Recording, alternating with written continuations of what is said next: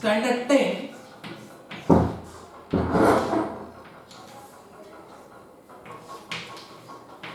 Chapter 10, Disaster Management, Science 2. आणि आज आहे त्याचं लेक्चर क्रमांक 3. And sometimes we have to face disaster due to our negligence or unawareness. बऱ्याच वेळा आपल्याला एखाद्या डिझास्टरला फेस करावं लागतं. कशामुळे फेस करावं लागतं?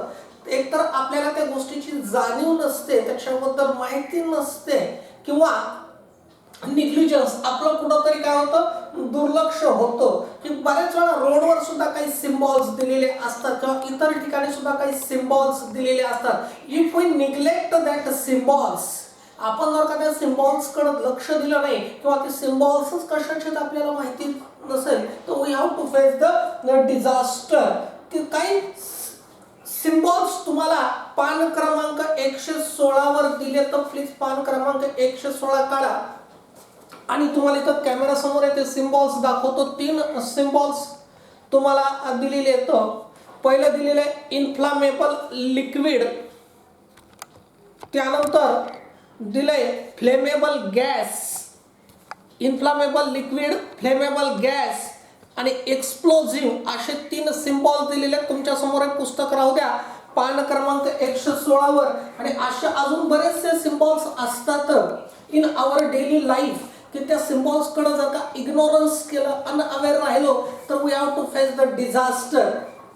बरेच वेळा इमर्जन्सी कंडिशन येते. अगदी आपण आपल्या सुद्धा सोबत असं होऊ शकतो. Emergency condition, various transportation method, की आपल्याला काय करावं लागतं, की व्हिक्टिमला ट्रान्सपोर्ट करावं लागतं, दवाखान्यापर्यंत न्यावं लागतं, वाहनापर्यंत न्यावं लागतं, रिक्षापर्यंत न्यावं लागतं, डॉक्टरपर्यंत न्यावं लागतं. तर त्याच्यासाठी आपल्याला various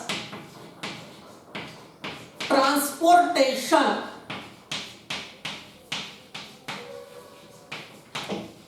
methods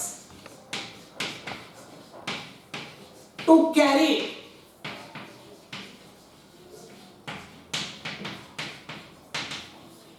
victims of disaster.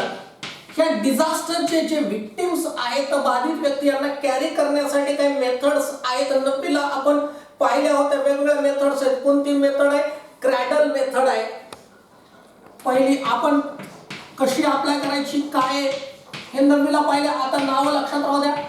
Cradle method आहे. त्यानंतर कॅरिंग ऑन बॅक आहे, पाठीवर पोत्यासारखं टाकून द्यायचं, कॅरिंग ऑन बॅक ही एक मेथड आहे. बऱ्याच वेळा डिझास्टरचे विक्टिम्स अनकॉन्शियस असतात किंवा पायाला जाता इंजुरी, त्यांना चालता येत नाही, तर we have to carry them. त्यानंतर carrying on 2 hands,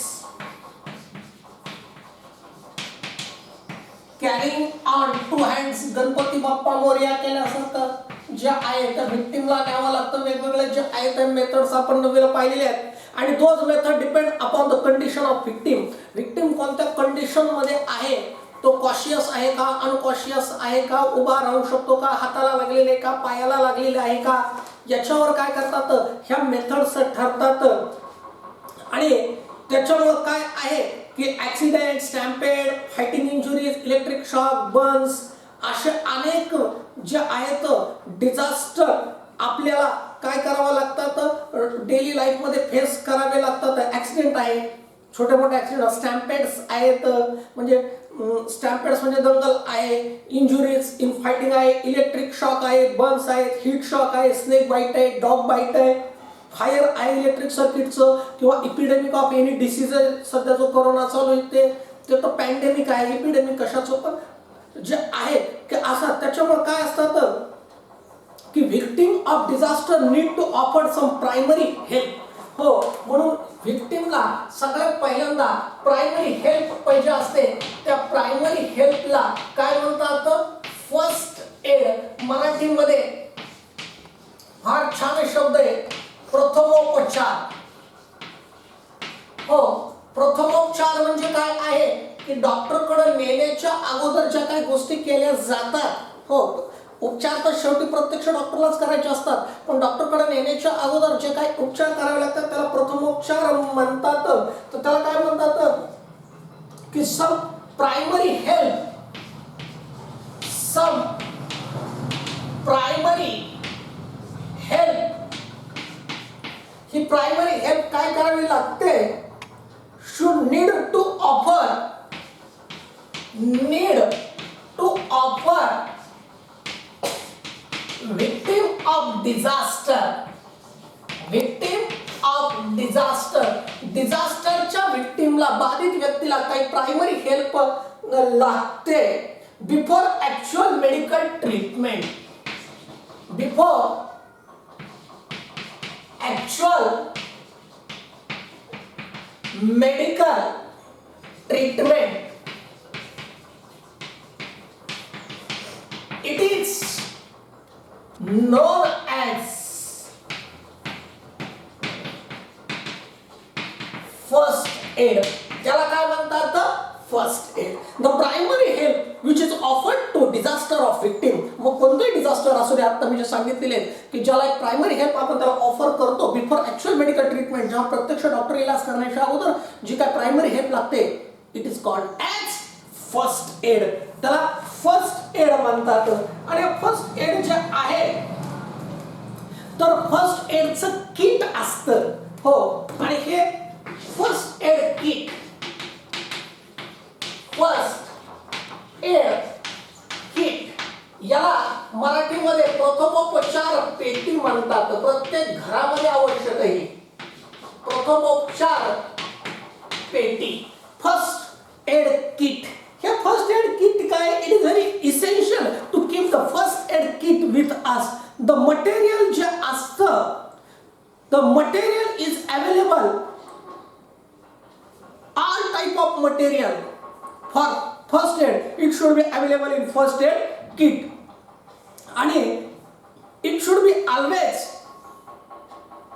kept in houses, kept in offices. किंवा प्रवासात वगैरे जर निघालं तरी हे फर्स्ट एड किट कॅरी करणं आवश्यक आहे. बघा, आता आपण पाहिलं various methods, what is meant by first aid आणि फर्स्ट एड किट. आता याच्यामधला शेवटचा मुद्दा आहे मॉक ड्रिल. शेवटचा मुद्दा आहे mock drill.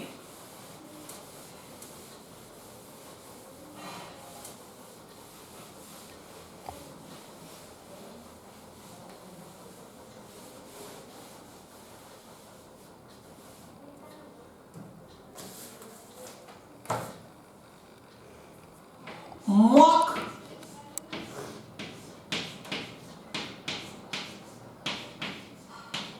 Drill. Mock drill याचा अर्थ आहे मराठीमध्ये रंगीत तालीम. काय असते, नाटक सुरू करण्याच्या अगोदर एक रंगीत तालीम असते, मॉक ड्रिल्स असतात. मग मॉक ड्रिल म्हणजे काय आहे तर it is practice to check the preparedness of facing disaster. काय आहे, इट इज, लक्षात घ्या 3 मार्काची शॉर्टकट येऊ शकते. It is practice to check, practice to check preparedness म्हणजे तयारी, preparedness of facing disaster, of facing disaster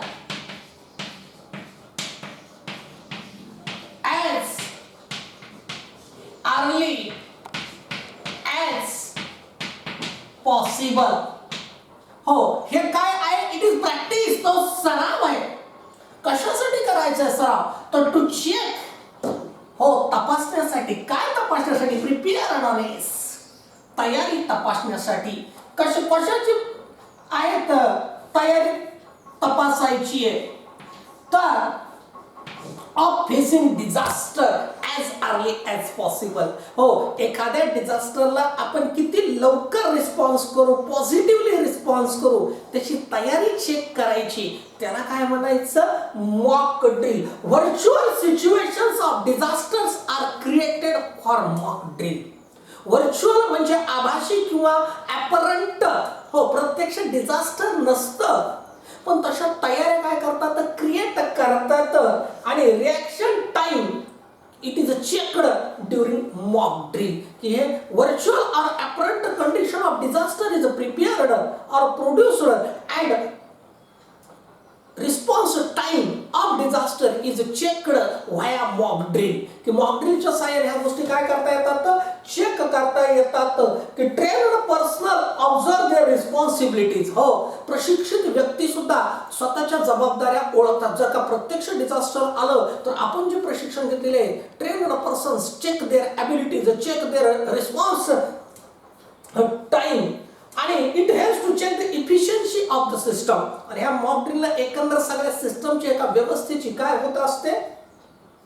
efficiency लक्षात येत असते.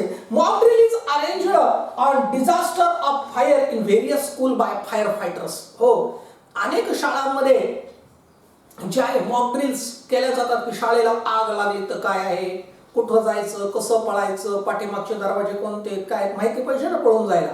तर ते जे आहे ते तपासतात. फायर एक्सटिंग्विश कशी करायची, रेस्क्यू कसं करायचं, सगळं काय केलं जातं? शिकवल्या जातं. आता ऑब्जेक्टिव्ह ऑफ मॉक ड्रिल काय आहेत? कशासाठी करायचे मॉक ड्रिल? खरं ते प्रत्येक शाळाने, अगदी आपल्या घरी सुद्धा किंवा कॉलनीमध्ये, वसाहतीमध्ये आवश्यक गोष्टी आहेत की मॉक ड्रिल्स. मग काय आहे मॉक ड्रिलचं पहिलं ऑब्जेक्टिव्ह काय आहे? तर इव्हॅल्युएटिंग रिस्पॉन्स टू डिझास्टर. की तुम्ही डिझास्टरला कशा पद्धतीने रिस्पॉन्स करता त्याचं इव्हॅल्युएशन ते पाहिलं जातं. त्यानंतर improving the coordination between various departments for disaster control. मोठ्या पातळीवर, सरकारी पातळीवर असेल तर वेगवेगळ्या विभागामधलं कोऑर्डिनेशन तपासण्यासाठी, to check the coordination between various departments, त्याच्यासाठी हे मॉक ड्रिल आवश्यक आहे. नाही तर प्रत्यक्ष डिझास्टर झाल्या लक्षात आलं की कोऑर्डिनेशनच नाहीये, तर त्याच्या अगोदरच कोऑर्डिनेशन तपासायचं. मग गावामध्ये सरकारचे वेगवेगळे डिपार्टमेंट्स असतात. नगरपालिका आहे, पोलीस प्रशासन आहे, महसूल प्रशासन आहे, किंवा इतर काही गोष्टी आहेत, तर यांच्यामधलं कोऑर्डिनेशन कसं आहे? बरोबर आहे ना? हो. तर हो, प्रत्यक्ष कोरोना ज्यावेळेस खूप येईल त्यावेळेस ठीक आहे, खूप सारे पेशंट, पण ते मॉक ड्रिल्स आवश्यक आहेत. खूप सारे पेशंट आल्यावर काय आहे आपल्याकडे, कसं रिस्पॉन्स करायचं? कारण सध्या सुद्धा तेच चालू आहे, डिझास्टरच चालू आहे आपल्याकडे. त्यानंतर आयडेंटिफाईंग द ओन ॲबिलिटीज. आणि सहभागी असणाऱ्या प्रत्येक व्यक्तीनं स्वतःच्या ॲबिलिटीज आयडेंटिफाय करण्यासाठी सुद्धा मॉक ड्रिल आवश्यक आहे. हो, नाही तर मला येतं, मला माहिती आहे, आय विल, आय शॅल, तसं नाही. की खरंच ॲबिलिटीज कोणत्या, to identify the own abilities, mock drill is very important. की त्याच्यासाठी मॉक ड्रिल फार आवश्यक आहे. एवढंच नाही, abilities to quick response are improved by mock drills. की abilities for the quick response, की काय आहे की चटकन प्रतिसाद देण्याच्या ज्या आहेत ॲबिलिटीज त्या इम्प्रूव्ह केल्या जातात, त्याच्यामध्ये सुधारणा केल्या जातं. प्लॅनिंग ॲक्शन्स आणि एरर्स, रिस्क सगळं ह्या मॉक ड्रिलच्या मार्फत काय होतं? आयडेंटिफाय होतं. In this way we have finished our syllabus. की आपण आपला सायन्स 2चा सिलेबस या ठिकाणी पूर्ण केलेला आहे. थँक्यू.